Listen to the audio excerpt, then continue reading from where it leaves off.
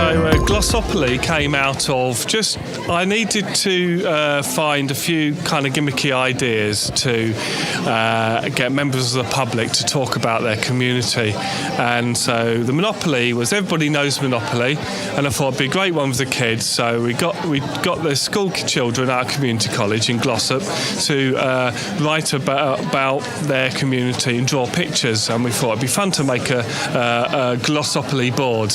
It was as simple as that, but then we realised actually this could be a really good toolkit to encourage other people to talk about their community. So we started making rules, and it's been developing over about a year and a half. And now we've got cases where we've got like questions now, which have quotes on it from the members of the public. Sometimes they're quite contentious and can cause an argument, which is perfect.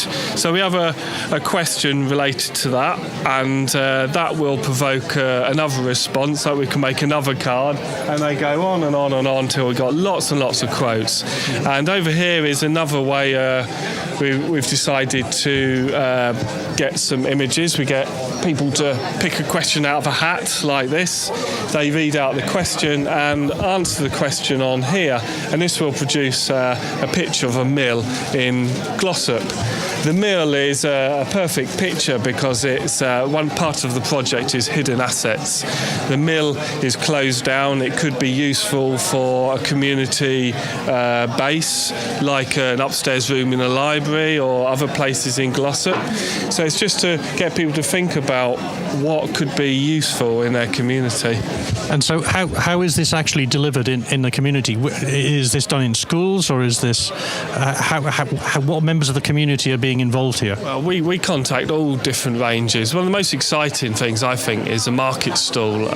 We made a psychogeographical map, like a mind map type thing of Glossop.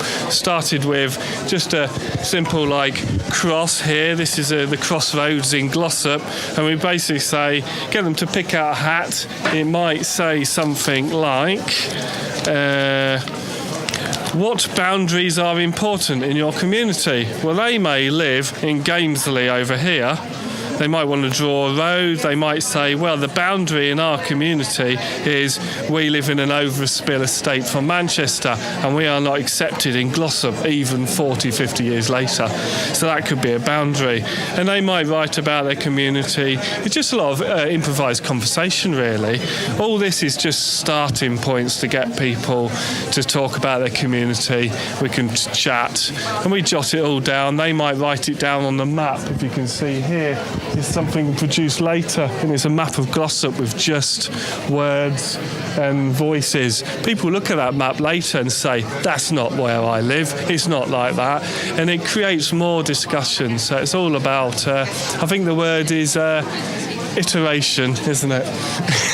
That's the word. I guess, I mean, from my perspective, the only problem with that is that there aren't too many towns in the UK that can have opoly on the end of it as a tool. But the output from this, talk to me about, you talked about a mind map, and once you've got this mill built, what's the output from that? How do you translate what the community has now told you into something that researchers can use?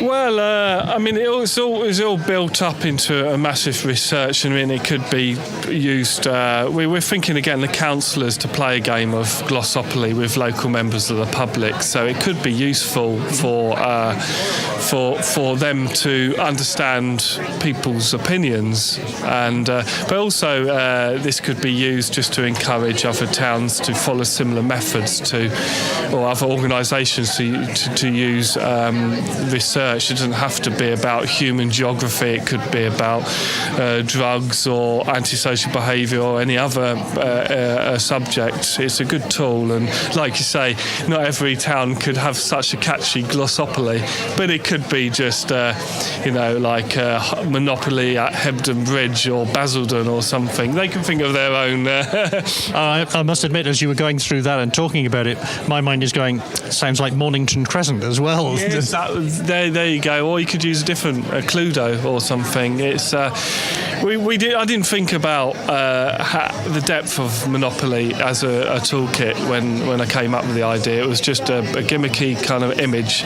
But yeah, I'm sure if we picked Cluedo, Snakes and Ladders, or Top Trumps, we could have developed that into likewise a toolkit. In fact, Top Trumps I've used many times, and it becomes bigger and bigger and bigger the more you think about it. Yeah, so it's almost, if you took Glossopoly as an example of a larger data set, then actually you're looking at using game principles to engage with communities. Yeah. It's like somebody mentioned the idea of just passing around a balloon and picking a question. It say find a person in a black shirt, and that person with the balloon has to find somebody else in that person in the black shirt picks a question to find somebody else. It's just a way of kind of reaching people, really. And how long did it take you to go from scratch to having this in its current state? Well, I think it's probably been going on for about over a year and a half now. I've been involved as an artist. The research project's been going on a bit longer,